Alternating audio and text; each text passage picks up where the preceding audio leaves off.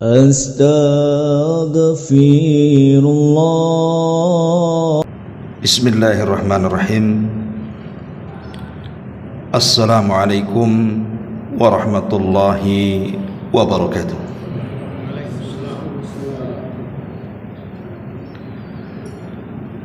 Alhamdulillah.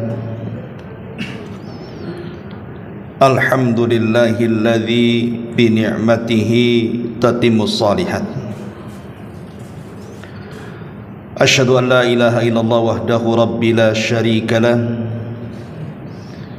Wa asyhadu anna Muhammadan abduhu wa rasuluhu alladzi la nabiyya ba'dah. Amma ba'du. Ma'asyiral muslimin wal muslimat yang dimuliakan Allah Subhanahu wa taala, alhamdulillah di malam hari ini kembali kita bisa duduk bertalabul ilmi di Masjid Muhajirin, dan tema di malam hari ini, karena sebentar lagi kita akan menghadapi bulan Ramadan, maka kita akan fokuskan pembahasan kita seputar Ramadan. Ada satu ayat di dalam Al-Quran yang kalau datang bulan Ramadan selalu dibaca.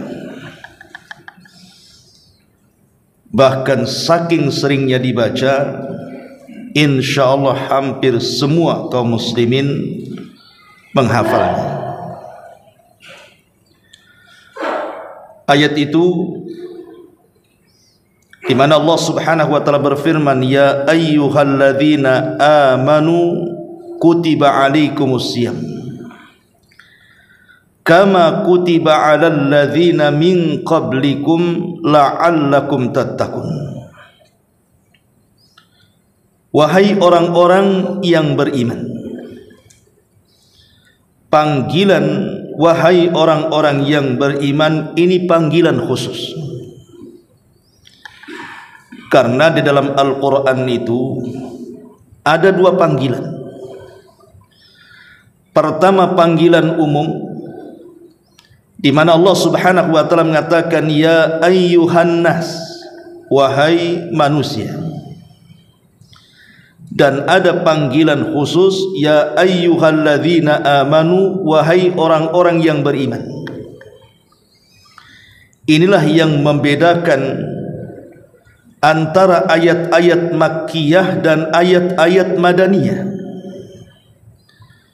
Kalau ayat-ayat Makkiyah artinya turun sebelum hijrah, maka panggilannya biasanya umum, wahai manusia, berarti mencakup mukmin dan kafir.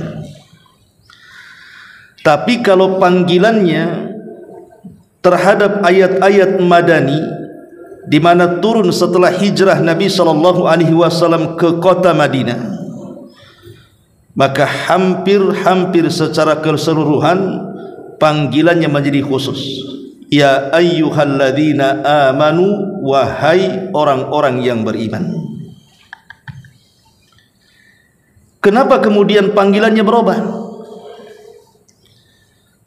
Karena kita tahu bahwa panggilan ini, kata Abdullah ibnu Mas'ud radhiyallahu anhu, apabila Allah Subhanahu wa taala memanggil kita dengan panggilan khusus, kata beliau, fa'ar'i sam'ak, maka dengarkan panggilan itu secara seksama. Karena boleh jadi setelah panggilan itu ada perintah penting yang harus dilaksanakan, atau ada larangan yang berbahaya yang harus ditinggalkan. Kenapa kemudian setelah panggilan khusus ini ada perintah-perintah penting yang harus dilakukan dan ada larangan-larangan bahaya yang harus ditinggalkan? Karena biasanya orang-orang yang sudah tertempa keimanannya, maka dia akan sanggup melaksanakan perintah seberat apapun dan mampu menjauhi larangan, walaupun dalam larangan itu ada yang disukainya. Lah para sahabat sudah tertempa 13 tahun di kota Mekah. Mereka ditempa oleh Nabi SAW tentang tauhid la ilaha illallah. Di Mekah belum ada ibadah-ibadah yang diperintahkan, hanya menanamkan tauhid la ilaha illallah saja selama 13 tahun. Sehingga ketika hijrah ke kota Madinah, mereka sudah mantap. Makanya panggilannya juga berubah. Mereka sudah sanggup melaksanakan perintah dan menjauhi larangan. Lah salah satu perintah yang diperintahkan di dalam ayat ini, di mana Allah Subhanahu wa taala melanjutkan setelahnya, kutiba alaikumus siyam kama kutiba alal ladina min qablikum. Diwajibkan atas kalian puasa sebagaimana puasa ini juga diwajibkan kepada umat sebelum kalian. Puasa ini amalan berat karena banyak rintangan dan halangan bagi orang-orang yang melaksanakannya. Dia harus menahan lapar, dia harus menahan haus, bahkan dia harus meninggalkan syahwatnya dari terbit fajar sampai tenggelam matahari. Tetapi perintah ini pasti mampu dilakukan orang-orang yang beriman, karena tidak ada ceritanya orang puasa mati. Pernah dengar ada orang puasa mati karena lapar? Tidak. Pernah dengar ada orang puasa mati kehausan? Tidak. Karena perintah Allah itu disesuaikan dengan kadar kesanggupan manusia, dan orang yang beriman sanggup melaksanakannya. Lah kewajiban puasa ini bukan terhadap umat Islam saja, tapi umat-umat sebelum Islam pun diwajibkan kepada mereka puasa, cuman caranya yang berbeda. Contoh umpamanya, Nabi SAW mengatakan, farqu ma baina siyamina wa siyami ahlil kitab akalatas sahur. Perbedaan puasa kita, kata Rasul, dengan puasa mereka ahli kitab itu dimakan sahur. Artinya kita ini kalau puasa ada sahurnya, mereka tidak ada sahurnya. Ini salah satu bentuk bahwa perintahnya sama puasa, tetapi cara melakukannya berbeda. Tapi intinya sama, melaksanakan ibadah kepada Allah Subhanahu wa taala. Yang menarik adalah hikmah daripada puasa, di mana Allah Subhanahu wa taala mengakhiri ayatnya dengan kalimat la'allakum tattaqun, agar kalian bertakwa. Bukan agar kalian lapar, bukan agar kalian haus, bukan agar kalian merasakan orang-orang yang lapar dan haus, tidak. Tapi Allah Subhanahu wa taala akhiri dengan kalimat la'allakum tattaqun, agar kalian bertakwa. Dan Nabi SAW mengatakan at-taqwa hahuna, takwa itu dalam hati. Berarti target puasa itu bidikannya hati, bukan badan. Jadi hikmah puasa itu memperbaiki hati. Kalau hikmah puasa memperbaiki hati, berarti puasa itu bukan hanya sekedar menahan lapar, menahan dahaga, menahan syahwat, tapi lebih daripada itu. Dia tahan pandangannya, tidak memandang kepada yang haram. Dia tahan pendengarannya, tidak mendengar sesuatu yang diharamkan. Dia tahan lisannya, tidak mengucapkan sesuatu yang ada dosanya. Bahkan dia mampu menahan tangan dan kakinya untuk melangkahkan ke tempat-tempat kemaksiatan, sehingga puasanya bernilai di hadapan Allah Subhanahu wa taala. Karena sering saya katakan, kalau Anda bertanya kepada saya, umpamanya Anda puasa, Ustadz, puasa saya sah atau tidak? Maka saya bisa jawab, selama mendatangkan syarat rukunnya, selesai puasa itu. Ketika kita menahan haus, menahan lapar, menahan syahwat dari terbit matahari sampai terbenam, dari terbit fajar shadiq sampai terbenam matahari, sah-sah puasa Anda. Masalahnya pertanyaan yang kedua yang saya tidak bisa jawab, apakah puasa saya qabul Ustaz? Apakah puasa saya berpahala? Apakah puasa saya diterima? Lah, ini tidak bisa dijawab karena itu urusan kita langsung dengan Allah Subhanahu wa taala. Karena orang yang berpuasa secara umum itu kan dua kelompok tuh. Ada kelompok yang pertama, kelompok yang penting sah, yang penting tidak makan, tidak minum, tidak melakukan hubungan suami istri, menghindarkan hal-hal yang membatalkan puasa, sah saja puasanya. Walaupun mungkin lisannya bergibah, matanya memandang yang haram, telinganya mendengar hal-hal yang diharamkan, sah-sah saja. Itu kalau asal sah, dan ini kebanyakan orang puasa. Tapi di sana ada kelompok yang kedua yang tidak sekedar hanya memperhatikan sah dan tidaknya saja, tapi lebih daripada itu dia mengharap pahala dalam puasanya. Yaitu tadi, bukan hanya puasa perutnya saja, tapi matanya, telinganya, lisannya, hatinya, akalnya juga ikut puasa. Karena ada hadis yang mengatakan rubba shaimin laisa lahul jaza illal ju' wal 'atshi. Berapa banyak orang yang berpuasa tapi tidak mendapatkan pahala kecuali hanya menahan lapar dan dahaga saja. Ma'asyiral muslimin wal muslimat yang dimuliakan Allah Subhanahu wa taala. Puasa ini banyak faedah yang kita akan jelaskan. Tentu dengan mengenal faedah-faedah supaya ada rangsangan, supaya lebih rindu lagi kita menghadapi Ramadan. Karena sebuah amalan kalau tidak tahu keistimewaannya terkadang malas kita melaksanakannya. Tapi sebuah amalan kalau kita paham dan tahu, oh ini pahalanya, ini faedahnya, ini manfaatnya, pasti kita akan semangat melaksanakannya. Maka malam ini kita akan memfokuskan tentang ibadah puasa. Walaupun di Ramadan ini banyak ibadah selain puasa, tapi kita masuk ke intinya. Karena puasa adalah bagian daripada rukun Islam.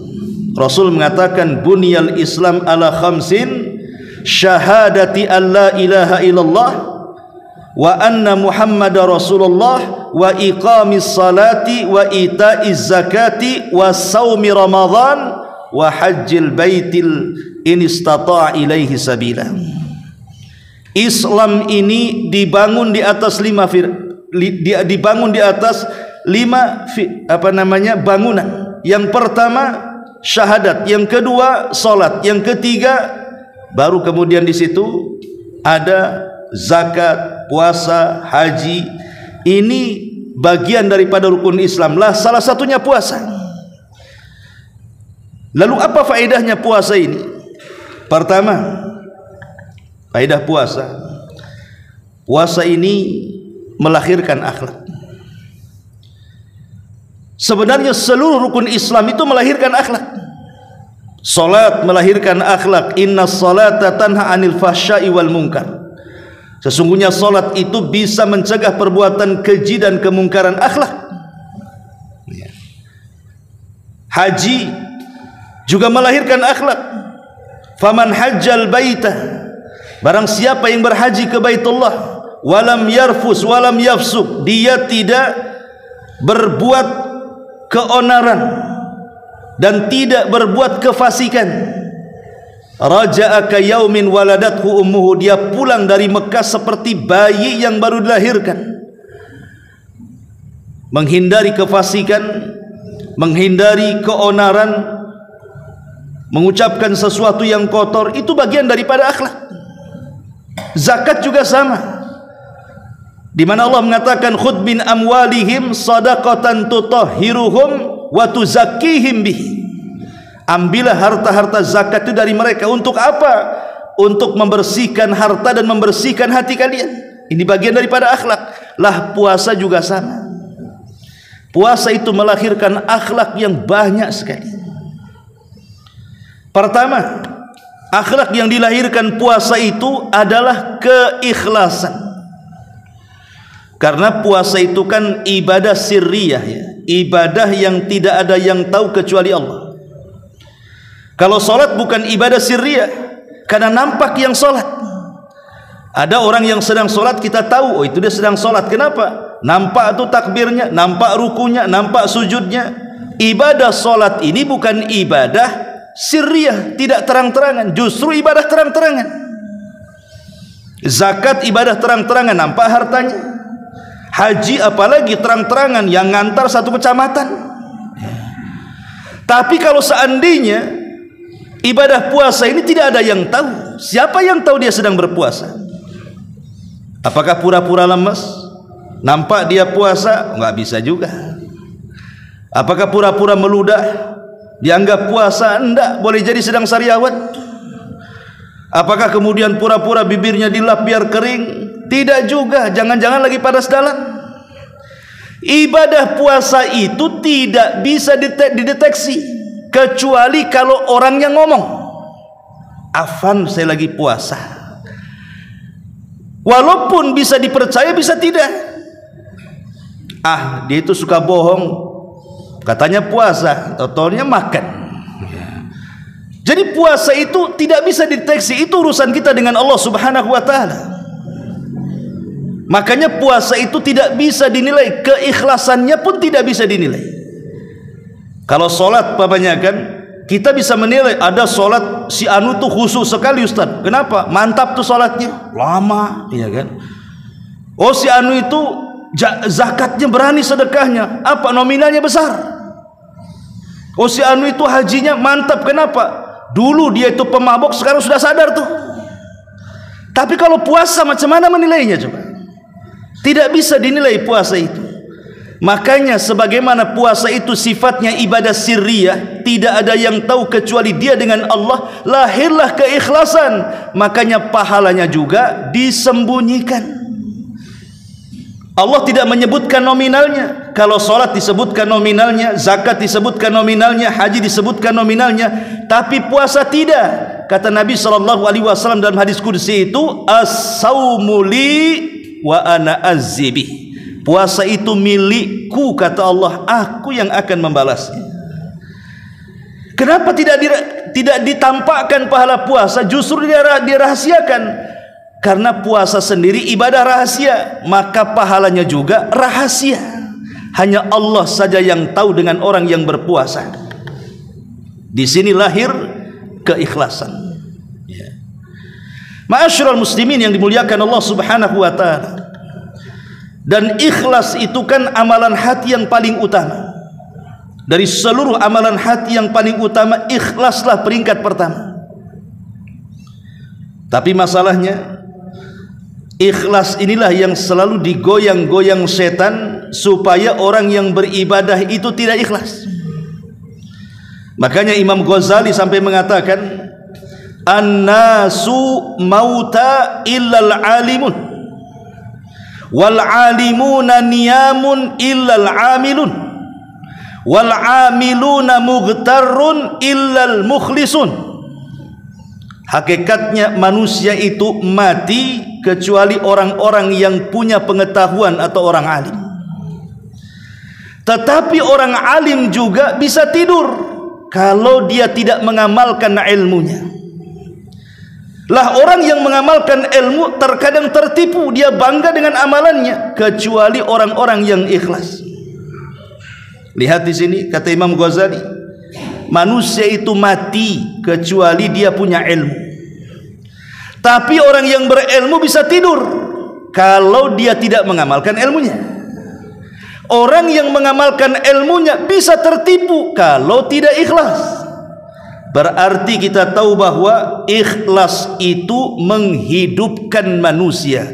Jasad tanpa ikhlas seperti bangkai, begitu istilahnya. Makanya ikhlas itu penting. Kalau seandainya dalam badan kita ini ada namanya jasad, ada namanya ruh. maka amal itu jasadnya, ruh itu ikhlasnya. Kalau jasad tanpa ruh, mati dia. Sama dengan amal tanpa ikhlas, percuma dia. Makanya kenapa kemudian amalan batin ini terkadang lebih mulia dibandingkan amalan zahir, amalan jasad. Tetapi masalahnya, terkadang banyak penyakit-penyakit yang berusaha untuk merusak amalan batin ini. Tapi manusia kebanyakan memperhatikan penyakit zahir, tapi tidak pernah kemudian memperhatikan penyakit batin. Penyakit zahir ini anehnya, kalau orang punya penyakit nih, seandainya jasad kita penuh dengan penyakit, terkadang manusia tidak tahu. Nampak pamannya sehat badannya, rupanya punya kanker. Nampak badannya sehat, rupanya punya tumor. Nampak badan sehat, rupanya asam uratnya tinggi, darah tingginya muncak. Jadi penyakit zahir itu terkadang orang tidak tahu. Tapi penyakit batin terkadang mudah dideteksi. Orang sombong bisa saja, si sombong si anu tuh katanya. Nampak kan gitu. Padahal itu penyakit hati kan sombong itu. Tapi orang bisa nilai itu. Oh si anu kikir itu.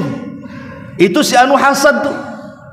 Nah, terkadang penyakit batin ini mudah dideteksi.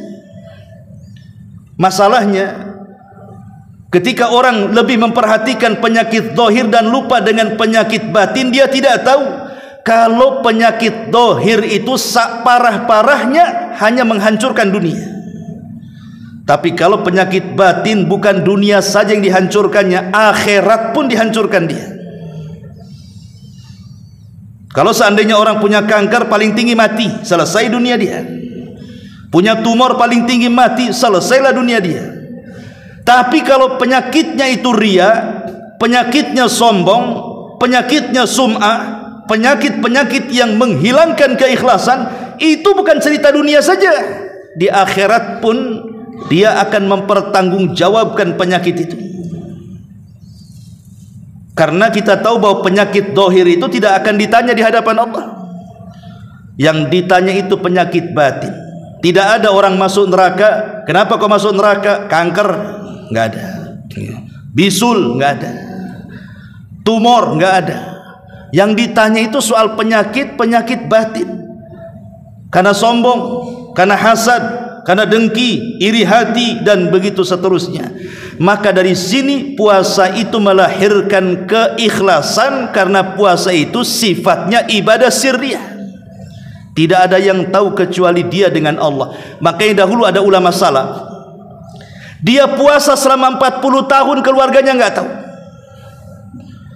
Jadi dia kalau pergi ke pekerjaannya, dia membawa sarapan, dia tidak makan di rumah. Kemudian setelah di tengah jalan dia sedekahkan tuh sarapannya.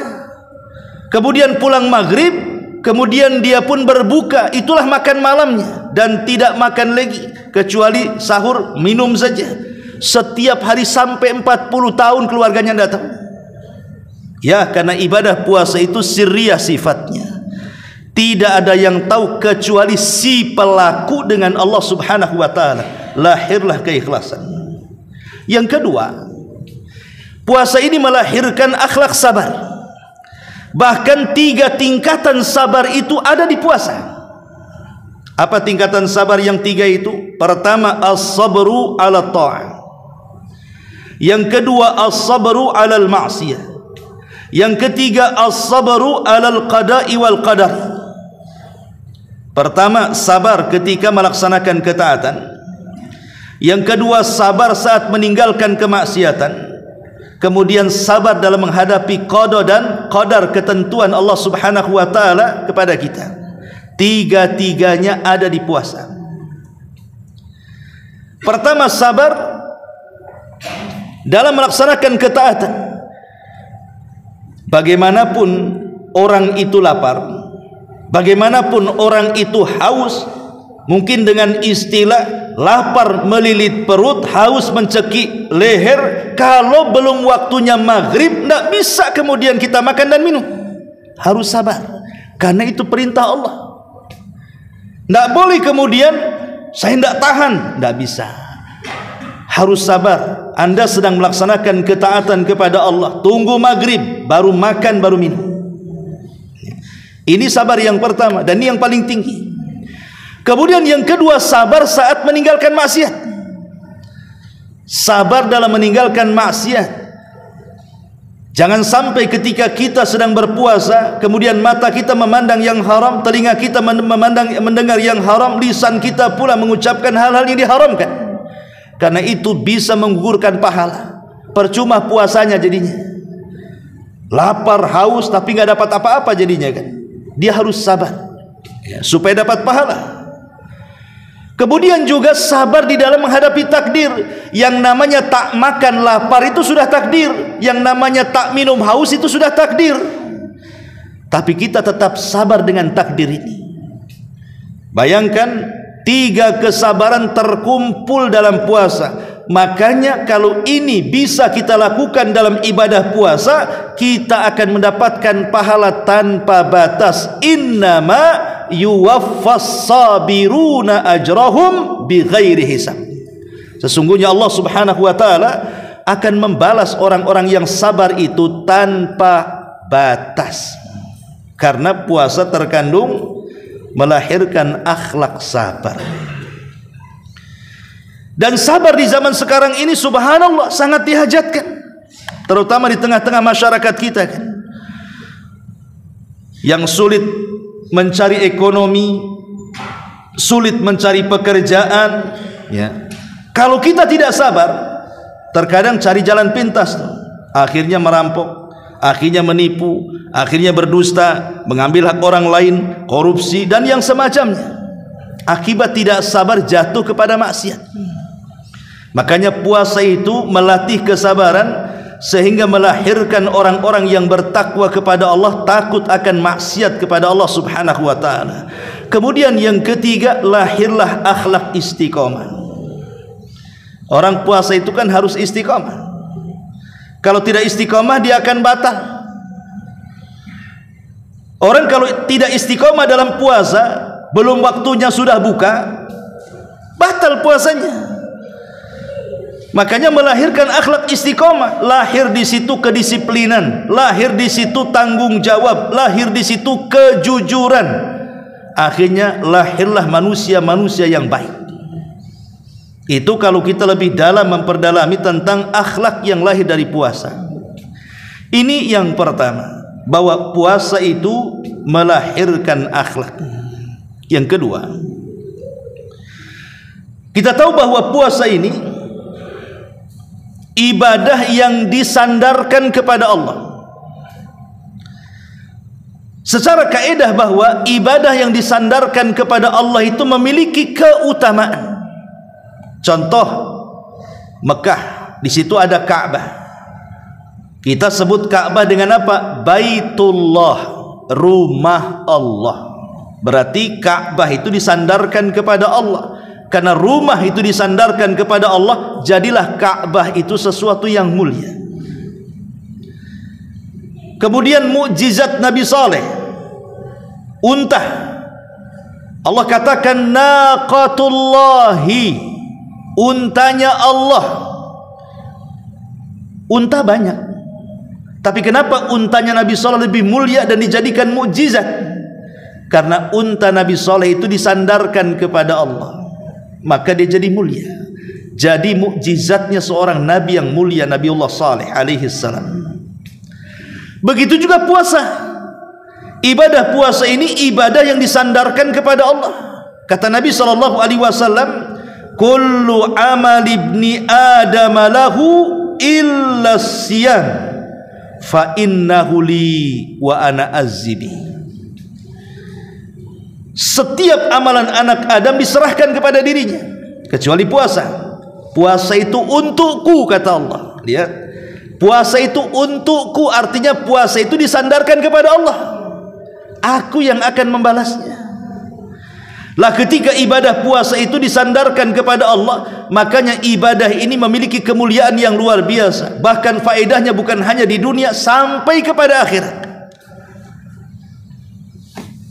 Bahkan para ulama menjelaskan, kemuliaan ibadah puasa yang disandarkan, kenapa disandarkan kepada Allah, sampai kepada rahasia juga pahala puasa disandarkan kepada Allah. Nanti pada hari kiamat manusia akan dikumpulkan di sebuah tempat namanya qantarah. Qantarah itu akhir daripada titian sirat yang terbentang di bawahnya neraka jahanam. Di qantarah inilah sebenarnya sudah dekat ke pintu-pintu surga tuh. Tapi tiba-tiba kemudian ketika ada seseorang melangkahkan kakinya menuju pintu surga, dihadang dia. Siapa yang menghadangnya? Orang-orang yang pernah dizaliminya, orang-orang yang pernah dianiayanya, orang-orang yang pernah disakitinya, orang-orang yang pernah diambil haknya.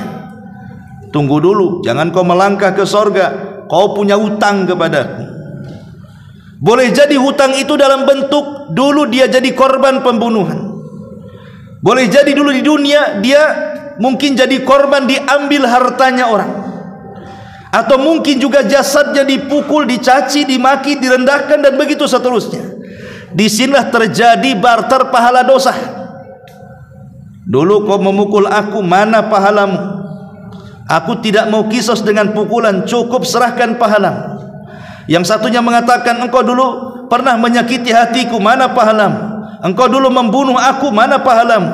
Akhirnya kemudian pahala orang ini dibagi-bagi kepada orang yang pernah dizalimi di dunia, sampai ludes tidak ada tersisa. Masalahnya yang nuntut banyak. Ketika pahala sudah habis, yang nuntut masih banyak, dan mengatakan, mana pahalamu? Kau juga dulu menyakiti aku, katanya. Dia mengatakan, aku sudah tidak punya lagi modal, aku sudah habis pahalaku, tidak ada yang akan bagikan lagi kepada siapapun, karena aku tidak punya apa-apa lagi. Kata yang menuntut, tidak apa-apa, kamu tidak perlu menyerahkan pahalamu, cukup kau tanggung dosaku saja. Nih ambil dosaku, nih ambil dosaku, nih ambil dosaku. Bayangkan, pahala hilang, dosa orang pula ditanggung dia. Apa enggak bangkrut namanya? Itu yang disebut dengan hadis muflis, hadis bangkrut. Lah ketika orang ini sudah merasa sesak dadanya, tidak ada kesempatan masuk surga lagi, dia sudah lunglai, dia pun kembali hendak melangkahkan ke neraka dan tidak jadi melangkahkan ke surga. Rupanya Allah datang dan mencegatnya dan mengatakan, wahai fulan, jangan tergesa-gesa masuk neraka, karena engkau mendapatkan stok pahala yang sangat besar. Engkau itu masih punya tabungan pahala yang sangat banyak. Kemudian Allah Subhanahu wa taala menampakkan pahala itu, rupanya pahala itu adalah pahala puasa. Itulah makna hadis as-saumu li wa ana azzibi. Puasa itu milikku, aku yang akan membalasnya. Akhirnya dia pun senang melihat pahala yang disembunyikan Allah, rupanya itu cukup untuk memasukkan dia ke surga. Ya. Ini yang kedua, bahwa puasa itu sesuatu yang sangat mulia karena diidhofahkan kepada Allah Subhanahu wa taala. Yang ketiga, puasa itu seafdal-afdalnya amal. Dalam sebuah hadis dari Abi Umamah Al-Bahili radhiyallahu an, satu hari dia bertanya kepada Rasul seperti ini, ya Rasulullah, murni bi amrin yanfa'unillahu bihi. Rasul, perintahkan kepadaku dengan satu amalan yang amalan itu bisalah bermanfaat dalam kehidupanku. Maka Rasulullah SAW mengatakan, alaika bisawmi fa innahu la mithla lahu. Berpuasalah, karena ibadah puasa itu tidak ada yang menandingi pahalanya. Lihat bagaimana Nabi SAW menasihati Abi Umamah Al-Bahili ketika dia mengatakan, ya Rasulullah, perintahkan kepadaku satu amalan yang bisa bermanfaat bagi hidupku. Maka Rasul mengatakan, alaika bisaum, banyak-banyak melakukan puasa engkau, karena puasa itu ibadah yang tidak bisa tertandingi. Dari sini kita tahu bahwa puasa itu amalan yang paling afdal. Kemudian yang keempat, bahwa puasa ini sebagai kafarah bagi kesalahan-kesalahan kita dan dosa-dosa kita. Ikhwatu fiddin yang dimuliakan Allah Azza wa Jalla. Terkadang di dunia ini banyak hal-hal yang melalaikan dari kita kepada ibadah kepada Allah dan berzikir kepada Allah kan. Boleh jadi yang melalaikan itu karena hartanya. Dulu sebelum punya harta banyak masih rajin ke masjid, rajin ke majelis ilmu. Tapi setelah diuji dengan banyak harta, mulai dia meninggalkan masjid, mulai dia meninggalkan majelis ilmu, mulai dia terlalaikan dengan ibadah. Atau terkadang hal-hal yang melalaikan ibadah itu karena anak-anak. Kesibukan kemudian mengurus anak-anak, lalai dia ibadah. Berpikir macam mana anak ini supaya jadi anak. Ya tetap anak, maksudnya supaya jadi orang. Akhirnya mati-matian dia cari dunia supaya anaknya sukses, lupa dia kewajibannya kepada Allah saking sibuknya mengurus anak. Atau boleh jadi orang itu dilalaikan karena keluarganya, karena istrinya, karena kerabatnya, karena orang tuanya. Atau hal-hal banyaklah yang terkadang melalaikan kita ini dari mengingat Allah, entah karena perniagaan kita, perdagangan kita, dan begitu seterusnya. Itu memang sifat manusia seperti itu. Ada sebuah hadis dari Hudzaifah ibnul Yaman radhiyallahu anhu, di mana Nabi SAW mengatakan, fitnatur rajuli fi ahlihi wa malihi wa nafsihi wa waladihi wa jarihi yukaffiruha as-siyamu was-salatu was-sadaqatu wal amru bil ma'rufi wan nahyu anil munkar. Fitnahnya seseorang terhadap keluarganya, terhadap hartanya, terhadap dirinya, terhadap anaknya, terhadap tetangganya. Maksudnya apa? Fitnahnya seseorang kepada keluarganya, maksudnya gara-gara keluarga melalaikan kita dari ibadah. Kemudian yang kedua karena hartanya, gara-gara harta terlalaikan kita dari ibadah. Karena dirinya sibuk mengurus dirinya, akhirnya terlalaikan dari ibadah. Maksudnya mengurus dirinya, karena ada di masyarakat itu orang yang sibuk hanya mengurus badannya saja, nge-gym ke sana kemari supaya badannya sehat, supaya ini, lupa dia sholat. Atau mungkin karena anaknya atau karena tetangganya. Tetapi fitnah-fitnah yang melalaikan dari ibadah berdasarkan hadis ini itu bisa digugurkan dengan cara apa? Dengan cara puasa, dengan cara sholat, dengan cara sedekah, mengajak manusia kepada kebaikan dan mencegah dari kemungkaran. Lah Rasulullah SAW menyebutkan yang pertama kali yukaffiruhas siyam, bahwa puasa bisa menggugurkan fitnah-fitnah itu. Nah, ini keutamaan puasa, ya, bisa menggugurkan dosa dan juga bisa menghilangkan hal-hal yang kemudian merupakan kesalahan kita kepada Allah Azza wa Jalla. Ini juga di antara faedah puasa. Kemudian yang kelima, puasa ini akan jadi syafaat, akan jadi syafaat bagi para pelakunya. Kapan? Di akhirat lah nanti. Jadi saat manusia berada di padang mahsyar, tidak ada yang akan menyelamatkan manusia di akhirat kecuali amalannya, dan juga syafaat yang Allah izinkan untuk memberikan syafaat kepadanya, dan yang ketiga rahmat Allah yang Allah rahmati kepada hamba-hambanya. Itulah yang akan menyelamatkan manusia di akhirat, amalannya dengan syafaat atau dengan rahmat. Lah salah satu yang bisa menyelamatkan kita adalah syafaat.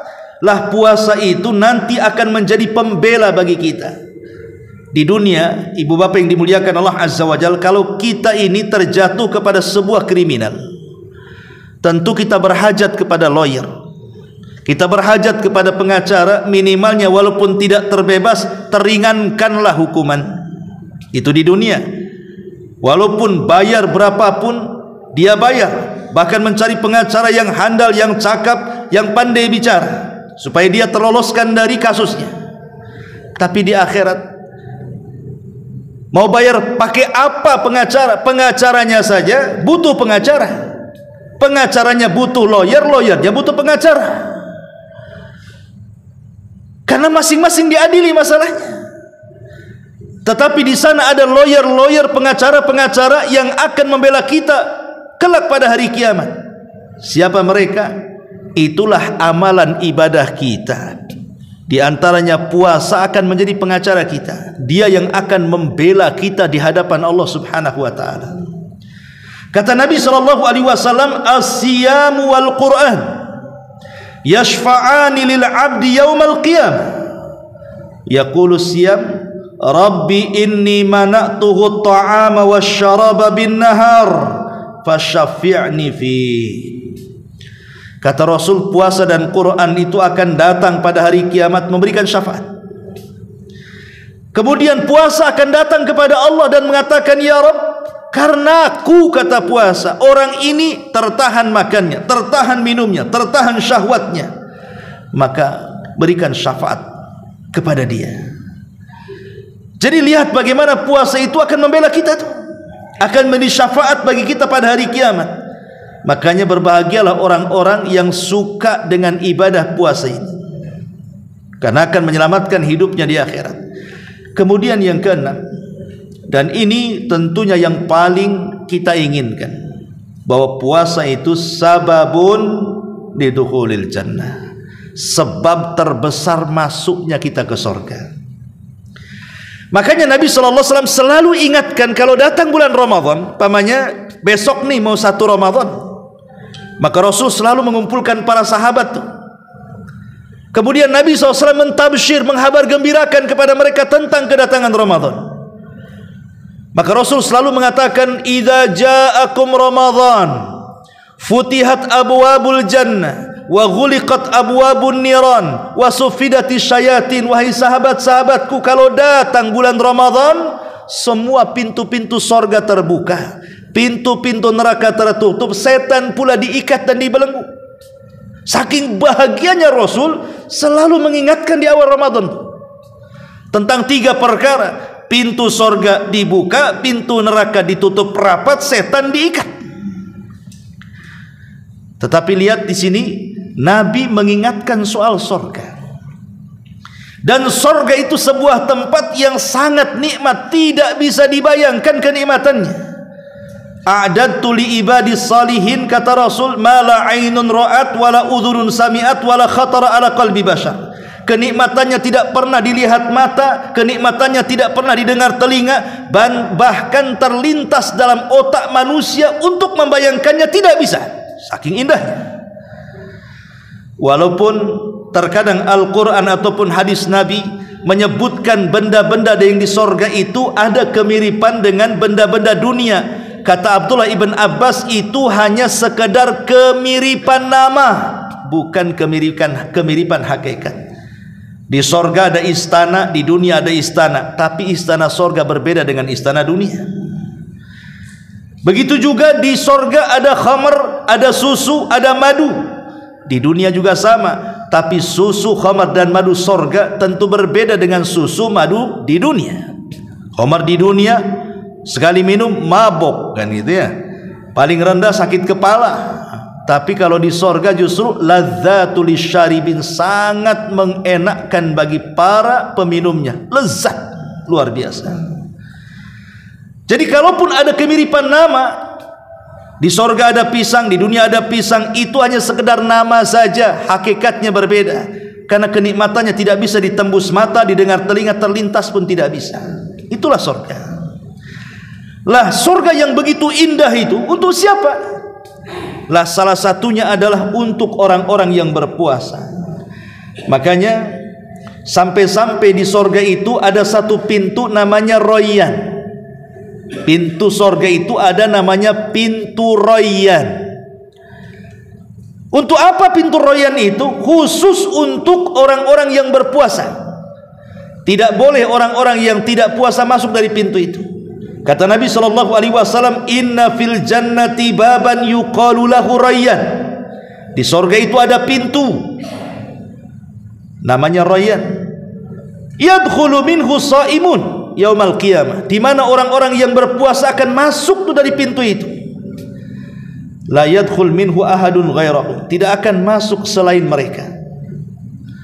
Kemudian akan datang penyeru dari pintu itu, aina shaimun, di mana orang-orang yang puasa. Aina shaimun, di mana orang-orang yang berpuasa.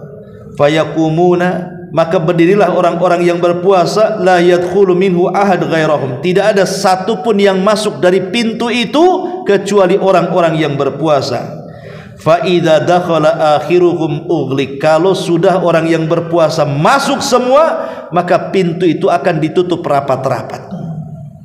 Subhanallah, tidak ada manusia yang berkeinginan untuk tidak masuk surga. Semua manusia ingin masuk surga. Semua manusia itu ingin masuk surga. Lah, kalau ingin masuk surga, maka salah satu ibadah yang memudahkan kita masuk surga adalah dengan cara puasa. Puasa baik wajibnya ataupun sunnahnya. Ini yang nomor 6. Sebab masuk surga adalah dengan cara puasa. Kemudian yang nomor 7, puasa ini minal a'malil lati wa'adallahu sahibaha bil maghfirati wal ajril azim. Puasa ini adalah amalan-amalan yang Allah janjikan kepada para pelakunya ampunan dan pahala yang sangat besar. Kita tahu ibu bapak yang dimuliakan Allah Azza wa Jal, ibadah vital di bulan Ramadan itu kan 3. Kalau disebut Ramadan saja pasti kita akan tertuju kepada 3 amalan. 1 puasa, 2 tarawih, 3 Lailatul Qadar. Kalau disebut Ramadan pasti ingat puasa, pasti ingat tarawih, pasti ingat Lailatul Qadar. 3 ibadah ini disebutkan dalam satu riwayat. Kata Nabi SAW, man shoma Ramadhanan. Dalam riwayat yang lain, man qama Ramadhanan. Dalam riwayat yang lain, man qama Lailatul Qadrin imanan wahtisaban ghufira lahu ma taqaddama min dhanbi. Siapa yang berpuasa Ramadan, dalam satu riwayat, siapa yang sholat tarawih di bulan Ramadan, dalam satu riwayat, siapa yang menghidupkan malam Lailatul Qadar, yakin akan perintahnya, mengharap akan pahalanya, maka dosa-dosanya akan diampuni Allah. Seolah-olah kalau kita boleh katakan, berarti Ramadan itu dari pagi, siang, sore, malam sampai ke pagi lagi, itu adalah waktu-waktu ampunan. Karena siang puasa kan di siang hari itu, sementara sholat malam di malam hari. Dan 2 ibadah atau 3 ibadah dengan menghidupkan malam Lailatul Qadar itu semuanya menghapuskan dosa. Jadi seolah-olah 24 jam setiap hari di bulan Ramadan itu, amalan-amalan tersebut bisa menggugurkan dosa. Siang dengan puasanya, malam dengan qiyam lailnya. Makanya wajar kalau seandainya Ramadan itu disebut syahrul maghfirah, bulan di mana ampunan Allah itu mudah, karena 24 jam ampunan ada di situ. Dan ini adalah salah satu keistimewaan orang yang berpuasa. Ini juga yang ke-7. Yang ke-8, bahwa orang yang berpuasa itu lis-shaimi farhatan. Orang yang berpuasa itu punya 2 kebahagiaan. Kapan 2 kebahagiaan diberi? Pertama, kata Rasul, inda fitri, saat dia berbuka. Orang yang berpuasa itu bahagia betul saat dia berbuka. Kenapa? Karena biasanya nikmat itu baru terasa kalau hilang. Orang tidak pernah merasakan nikmat memandang kalau tidak pernah buta.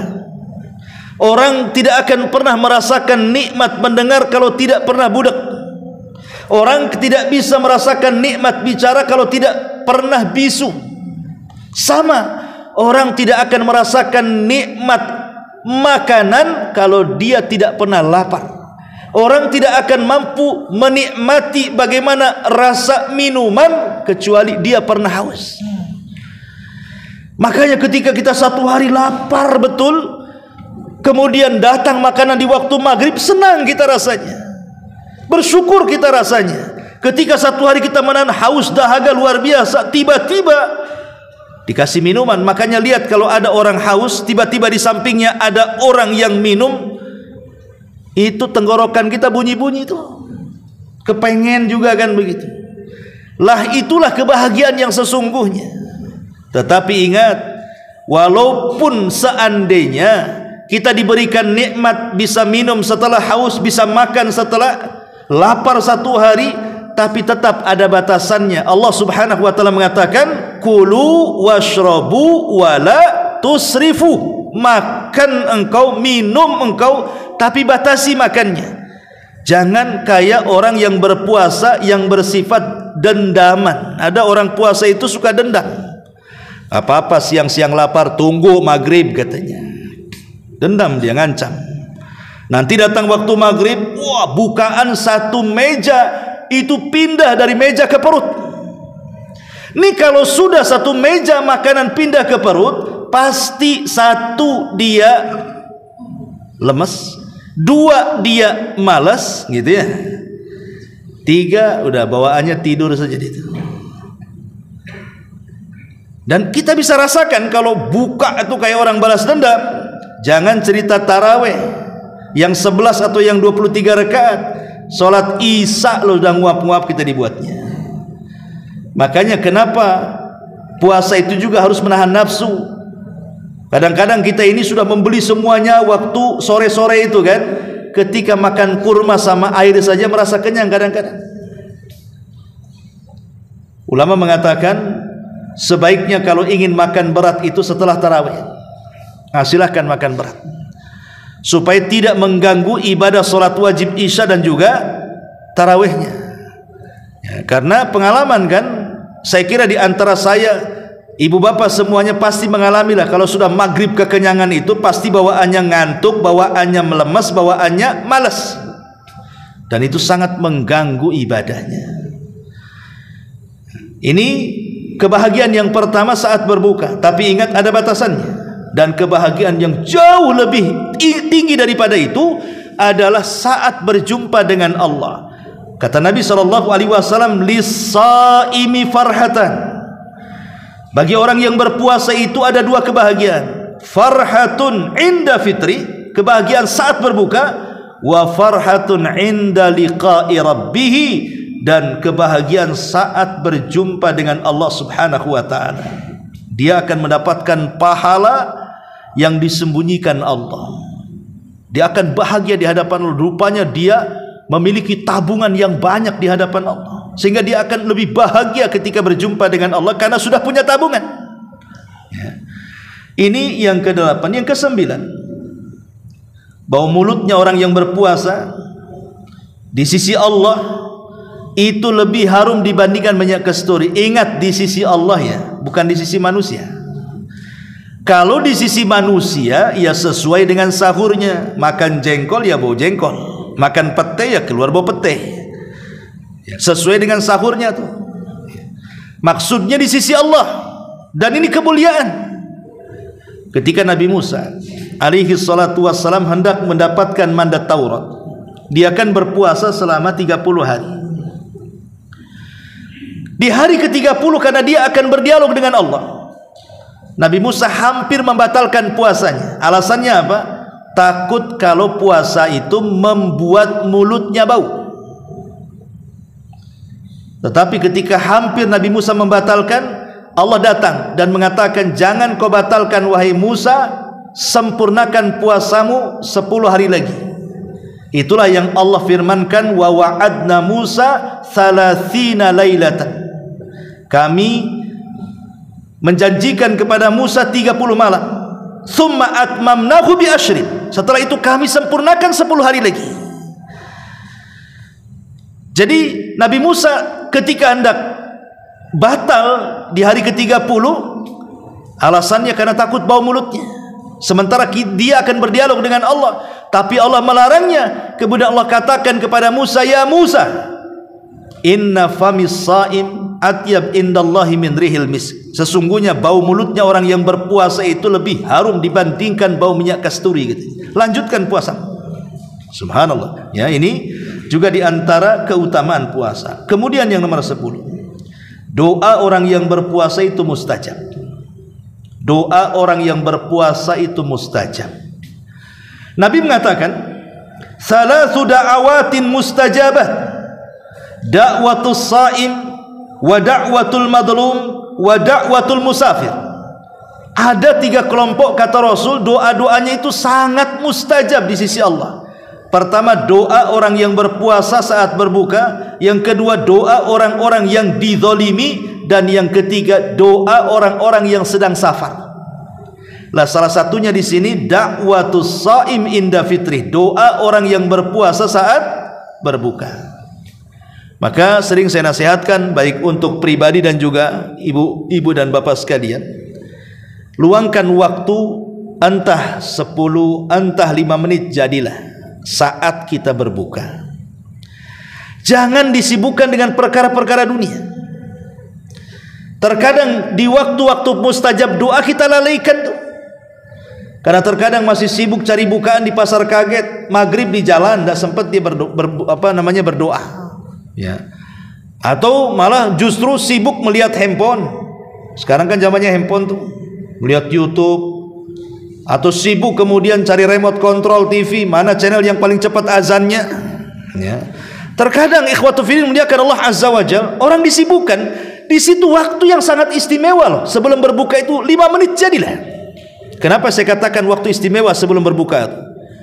Karena di situ ada hadis Nabi yang mengatakan, "Lillahi utaqa'u minan nar wa dzalika kulla lailati min Ramadan." Allah itu setiap malam akan memerdekakan hamba-hambanya dari api neraka. Dan itu setiap malam di bulan Ramadan. Bayangkan ibu bapak yang dimuliakan, kalau seandainya dalam 30 hari bulan Ramadan, satu malam saja tiba-tiba Allah takdirkan satu di antara kita, kata Allah, engkau terbebas dari api neraka, maka selamanya dia tidak akan masuk neraka.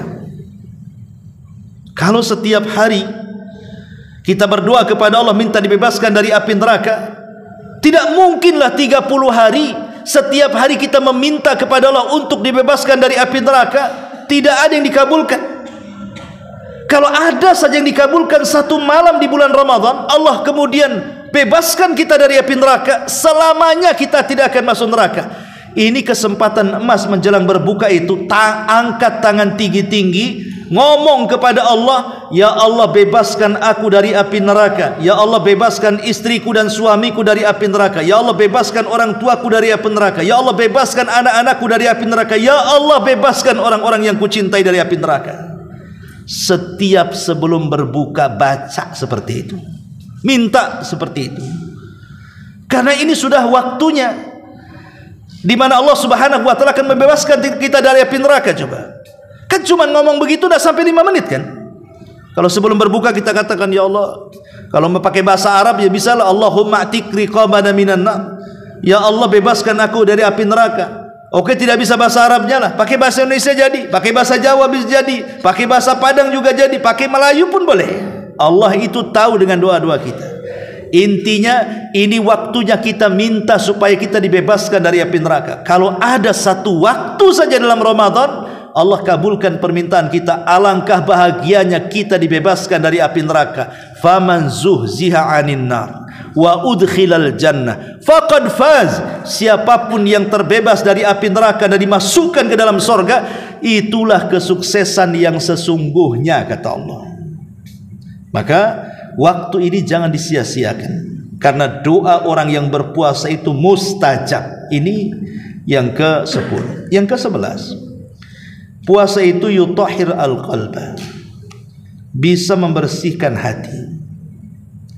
Kata Nabi SAW, saumu syahri sabri wa salasati ayyami min kulli syahrin yadhhabna biwahari sadri. Puasa di bulan sabar, maksudnya Ramadan, Dan puasa 3 hari dalam sebulan, maksudnya Ayyamul Bid, itu bisa menghilangkan penyakit-penyakit hati. Lihat bagaimana keagungan orang berpuasa. Penyakit hati bisa dihilangkan dengan puasa. Karena kita tahu penyakit hati itu sumbernya 2. Pertama hawa nafsu, dan yang kedua syaitan. Dari hawa nafsu lahir syahwat, dari setan lahir subhat. Apa bedanya? Bedanya sama dengan Adam dan iblis. Adam dikeluarkan dari sorga karena penyakit syahwat. Iblis dikeluarkan dari sorga karena penyakit syubhat. Ketika Allah katakan kepada Adam, "Hei Adam, jangan ya kau dekat-dekat pohon larangan ini." Mendekat, makan pula dia. Makan itu urusan syahwat. Gara-gara makan buah larangan, diusir Adam dari sorga. Ketika Allah katakan kepada iblis, "Wa idh qala rabbuka lil malaikati isjudu fasajadu illa iblis aba wastakbara wa kana minal kafirin."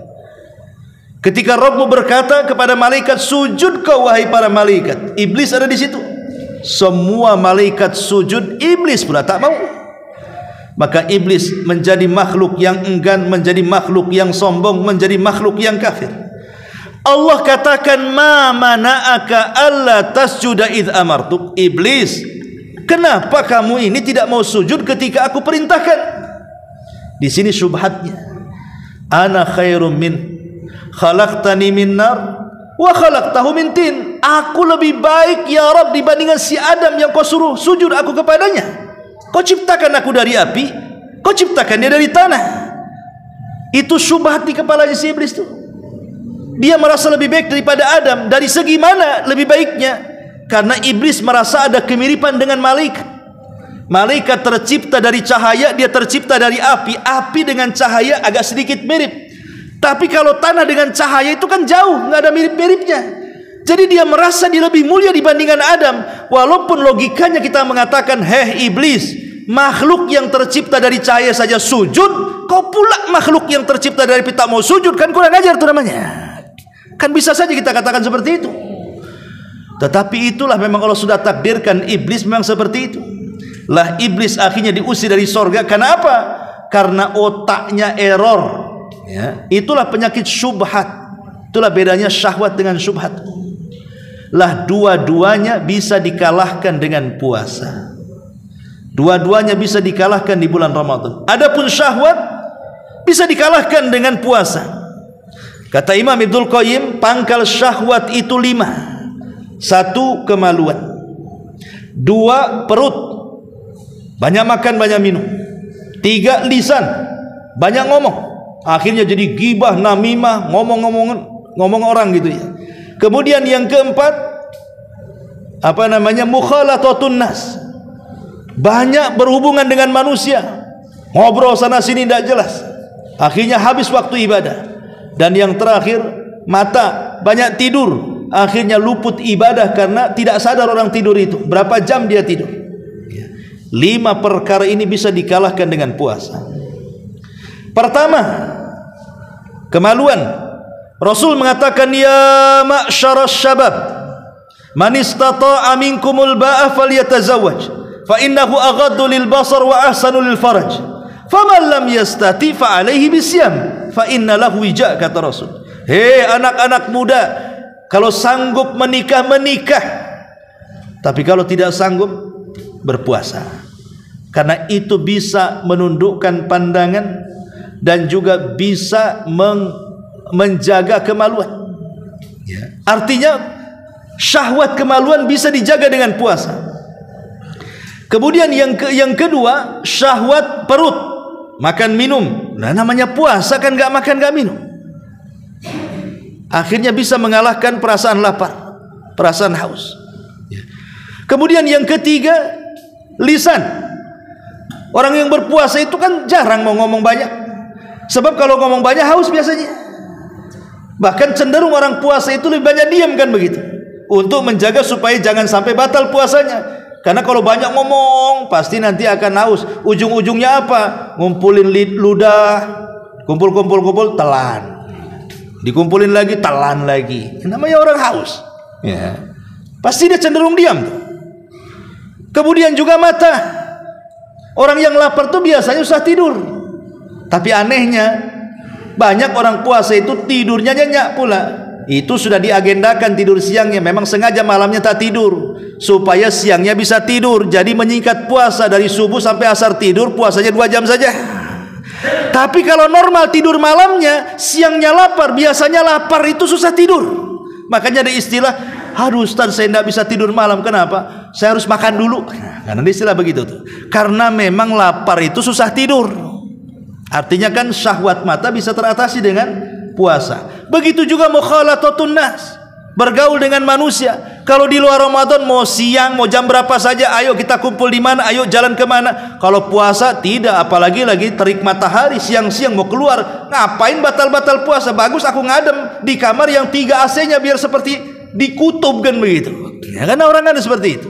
Artinya syahwat itu bisa dikalahkan dengan puasa. Selesailah syahwat.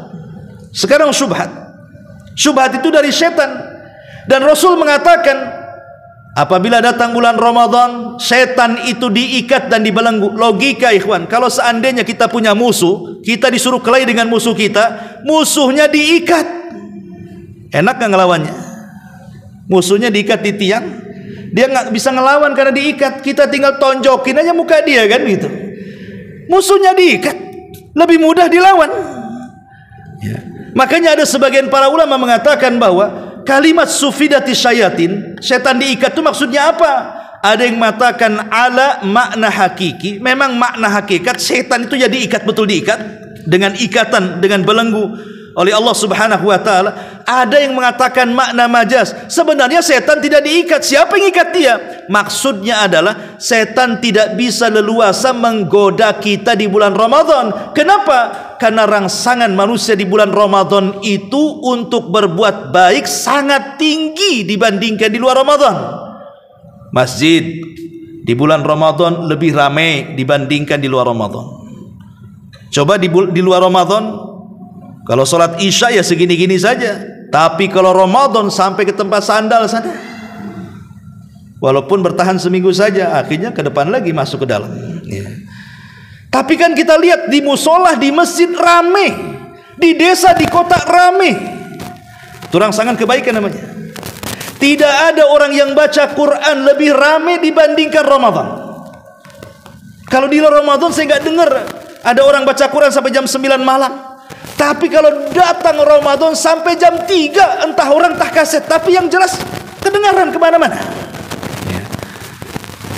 Bahkan orang yang sedekah ya, di bulan Ramadan lebih banyak. Kalau kita puasa Senin Kemis, puasa Ayyamul Bid, datang ke Muhajirin, saya yakin gak dapat iftar. Paling tinggi minum dari air keran sana ke tempat wudhu.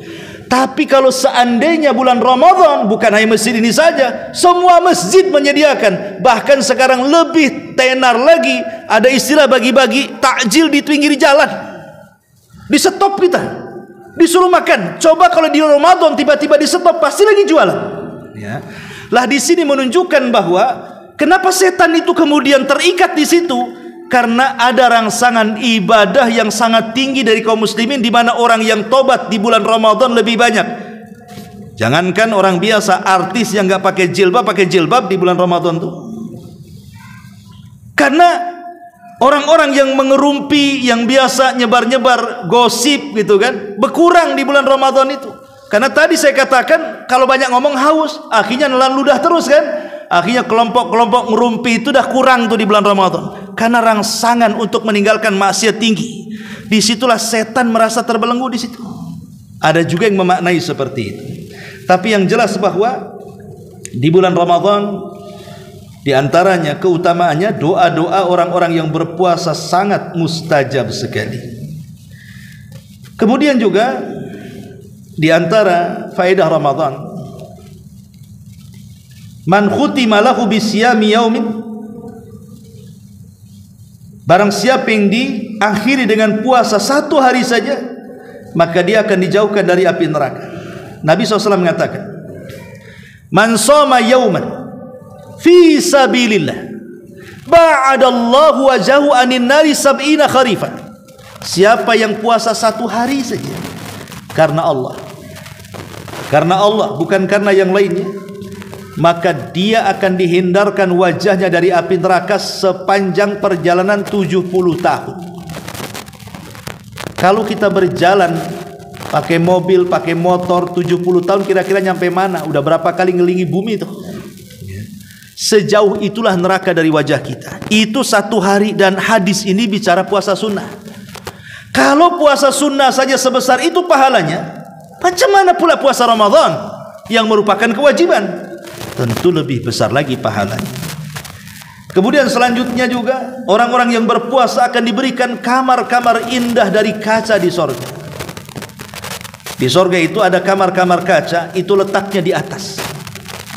Dari kamar itu yura zahiruha batinuha wa batinuha zahiruha, di mana orang yang di dalam mampu melihat ke luar, orang-orang luar mampu melihat ke dalam. Itulah istilah dengan kamar kaca. Itu letaknya di ketinggian.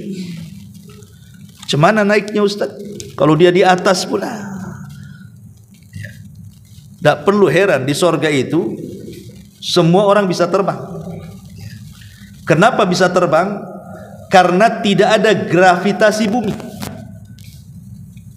Di bumi ini kita tidak bisa terbang karena ada gravitasi. Tapi kalau di sorga kan sudah tidak ada bumi, tidak ada hubungan kita dengan bumi, sehingga kita bisa terbang. Jadi Superman semuanya di sorga.